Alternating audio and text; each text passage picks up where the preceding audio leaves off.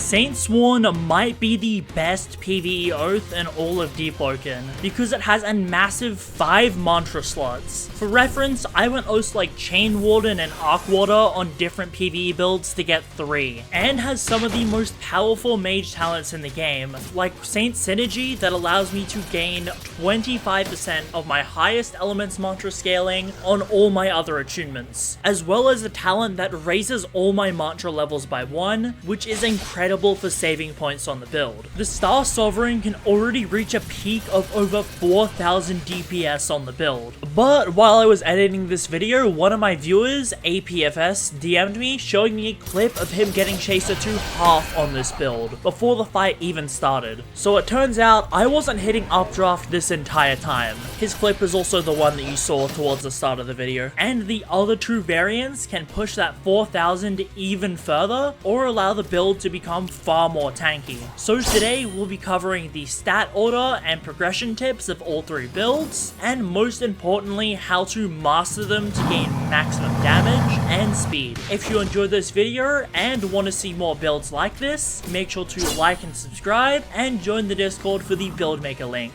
Anyways, let's get into how to make the build. So what I'll do is I'll start off by discussing the 1.0 version, and then I'll simply discuss the differences with the other 2 sub versions. So to start off with, this build is semi-race locked. You can't do it on any races that have innate fortitude points, but literally every other race in the game works. Personally, I did the build on Adret. Your oath is going to be Saintsworn, your origin can be anything, but typically Deepbound is the best. Outfit is going to be Prophet's Cloak, and your bell can either be Run It Back or Reaper, depending on what you want to play like. So on the starting screen, you'll just get Thundercall and Flame Charm, it doesn't matter what order. Then in game, you'll invest all the way to 25 points in Charisma. Now at this point, you'll have a 0-star Flame Mantra, so it won't take you long to get to 30 Flame. Then you get to 50 Thundercall. Again, you want to make sure you get a 0-star Thundercall Mantra to make this really easy. Also, I just realized I was investing into the wrong thing. You don't get Gale till post-shrine. Now you'll get to 30 Charisma, then 30 Intelligence, then 35 Willpower. We're about to escape depths now, but before you do that, you want to unlock Shadowcast. Then you'll escape, and the first things we're going to do is unlock Frostdraw, Gale Breath, and Iron Sing. Because it's a Saintsworn, you're obviously going to need to unlock a bunch. I recommend doing what I did and just storing elemental ingredients in the bank. Then there is a glitch with Saintsworn that I don't know is intended, where you'll interact with the Flame and Thunder Pillars pre-shrine. This could save you a couple points on the build,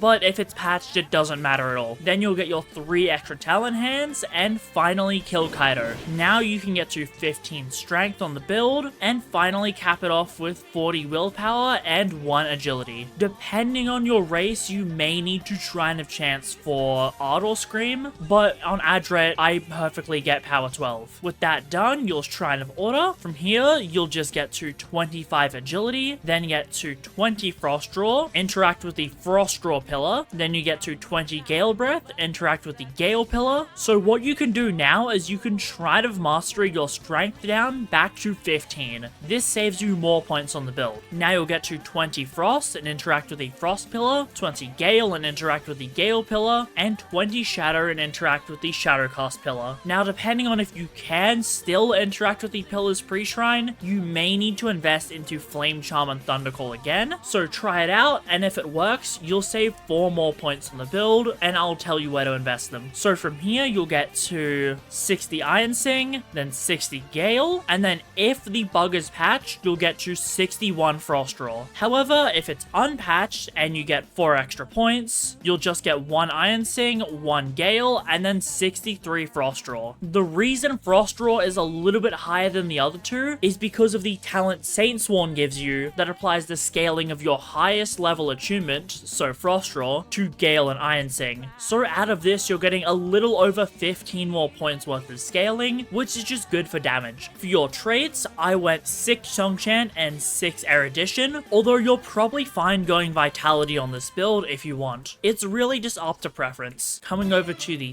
talents, there is quite a lot we can get on this build, but there is going to be some free room for talents on this build. We'll get Perfect Flash. This is just 25% more damage when you're at full HP, so is amazing if you're good at bosses. Carnivore for hunger, risky moves for dodging Atheron's ult easier. Eureka for some carry load and extra ether. Fishman for HP, neuroplasticity for the extra mantra slot because more mantras can't hurt. Thresher Claws for pen, Masterwork for a little bit more damage on your Artisan Blades, Blood Iron Spirit and Scuba Drowner for 10 HP, Kickoff for more mobility, Exposed durability. Chaser actually doesn't have armor, so all your mantras will be dealing 10% more damage to him. Grand Feast, you'll get Underdog, which thankfully is 40 willpower now, so it's just a free 3% damage against anything in PvE. Tough Love for more mantra damage. Freezing Wyatt makes your specters proc chilled, and because we're going crystal on this build, it allows your mantras to just proc things even more frequently. Now you'll get Ether Conduit and Mantra Permanence. Ether Conduit would only rarely proc, but if it does, it is more damage. You'll get Master Frost Draw and Master Gale Breath for free. That's 10 HP right there. Get Inhale and Aftercut for damage. Crystallization for damage as well, because we are using Warden's Blades. And Crystal Shrapnel for the occasion that you're fighting multiple things. You'll get Master Iron Singer as well. And then I also recommend getting Piercing Metal, just so you can posture break certain enemies faster. Wind Step for mobility. Old Habits and breathing exercises for 10 HP. Metal Eater in case you're low on ether and want to cast metal turrets. Replenishing Knockout. Ardor Scream for 25% more damage. While this does drain your ether, it's honestly fine because of how good Rapier crit is. Armor Conserver. Pocket Bombs for more HP. Snake Oil for quality of life. Phantom Step and Apparitions for mobility and damage. Cap Artist so you can wave dash. And Flaming Flourish because sometimes you might need this to grip Chaser. Discovery of Fire. This is the main way you're going to be lighting Chaser on fire. And that is all the talents on this build. We only end up getting 42, which leaves you room to get some other talents that you want, or just get more mantras on the build. Speaking of mantras, let's go over those now. So despite Saintsworn having the most mantra slots in the game, we still will be mantra swapping on this build. You'll get Lightning Clones to build chain stacks, Tornado for damage as well as Gale Punch, Heavenly Wind and Gale Lunge for mobility, Warden's Blades just to stack with Tornado, Updraft for more damage, Glacial Arc, Wind Passage, Metal Ball, and Lightning Assault for mobility, and you also want to get Flame Leap if you're skilled enough to do a tech called G-Leap. If not, you can leave it out of the build. Personally, I just forgot a pre-shrine, so that's why I don't use it. You're going to get Taunt, which is a debuff that makes enemies take 20% more damage, Spark Swap for mobility in layer 2, and Metal Turret because this just lets you stack even more damage on the build. For mantra swapping, you simply just swap out Lightning Clones for Heavenly Wind, and you can swap in Gale Punch for something like Lightning Assault or Flame Leap. Now coming over to the weapon, we are going to be using a Quick Fang. This is the starter rapier that has 0 requirements, and the main reason that we're using this is to proc the Grim enchant in 1 crit plus 1 M1, and Grim makes your opponent take 25% more damage, so it's ridiculously powerful against Chaser. Of course, for the rings, it's just going to be a Ring of Casters and an Ishin's Ring. You can wear whatever other rings you want, it doesn't really matter. But with all of these combined, you can easily one-cycle Chaser and clear layer 2 in crazy times. Of course, the build is also really good for other bosses as well. Now let's go over the other variants of the build. So with the 1.0 version, you don't start with any attunements at all, so you'll just manually unlock them later. You'll continue to follow the 1.0 stat order until you get to 35 willpower. From here, you'll get to 25 agility, then you'll go to the surface to unlock every attunement, obviously unlocking Shadowcast in the depths. Once you've done that, you still kill Kaido, then you get 15 strength, and then 40 willpower. Now most races will need to Shrine of Chance for Ardor Scream. Then you'll Shrine of Order, then go 20 Flame, 20 Thunder,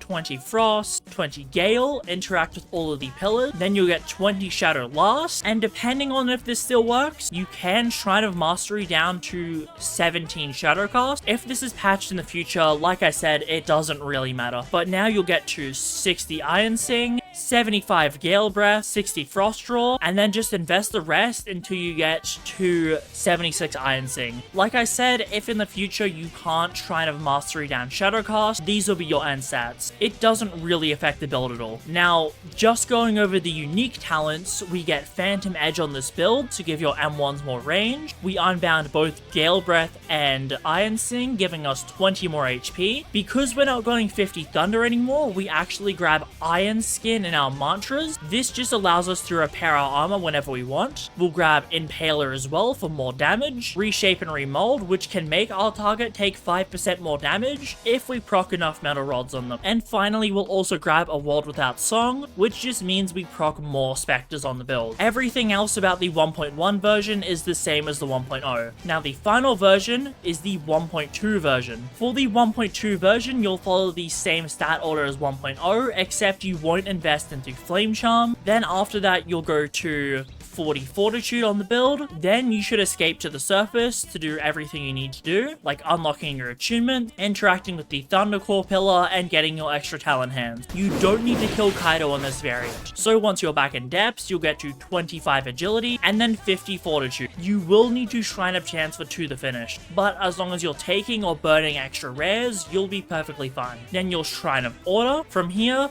you just go 20 Flame, Frost, Gale, then get you 20 Shatter, and try to Mastery it down. Again, like I said, if both of these glitches don't work, it really doesn't matter. Get you 60 Iron Sing, 75 Gale Breath, 60 Frost Draw, and then you can get to 70 Iron Sing. However, you won't be able to get this if both the bugs are patched, in which case you simply just go to 64 Iron Sing. So once again, looking at the unique talent, we get Conditioned Runner for healing on the build, which is really good. Brace Collapse, which is alright if you get posture broken against Primadon or something. We get Exoskeleton and To the Finish for 10 HP and some damage reduction. We unbound Gale Breath once again, and get a World Without Song. And that is how you make all 3 variants of the Star Sovereign. You prog the 1.0 if you want to speedrun layer 2, the 1.1 if you still want a really high damage build, that's a decent at layer 2, but you don't care about getting the best times in the world, and the 1.2 version if you want something that's a little more fortified. Like I said, with traits, you can always go 6 into Vitality. But now that you know how to prog the build, let's get into everything you need to know to master it. So, to maximize your damage on the Star Sovereign, it's really easy to ruin your damage on the Star Sovereign, mainly because this build, being a mage, uses the Perfect Flash talent. This talent gives you a 25% increase to your mantra damage if you're at full HP. So this means if you're really good at fighting bosses, you're going to be dealing drastically more damage. But it does run the issue of you getting hit removing this ability. However, if you use the Runner Back Bell, you'll gain a lot of iframes where you won't take damage, thus you won't ruin Perfect Flash if you miss a parry. But the main way you can increase your damage by as much as 75% is by using your debuffs. By using Auto Scream along with Grim on your rapier and the Taunt mantra, you can stack all of these to make a boss take 70% more damage, which is wild, which means the boss is probably going to be dead before the boss run out. Not to mention, if you're running one of the variants with Reshape and Remold, you can increase this by 5% up to 75% more damage. For reference, the highest total of damage multipliers a build can get is 175%, and you can make enemies take this much more damage. So yeah, debuffs are kind of insane on this build. There is a total of 5 combat mantras you can use, and they're actually a lot easier than you'd think. By using metal turrets before you start fighting an enemy, it'll constantly output damage and build chain stacks. But the main damage source is going to be casting Warden's Blades and soon after Tornado. By stacking these two, you can deal massive damage, and if you wait 3 to 4 seconds after casting, you can then chain Updraft into Gale Punch to get insane damage on the build. That's everything you need to know for damage. However, for movement, there is 2 simple techs on the build. The first is Wave Dashing.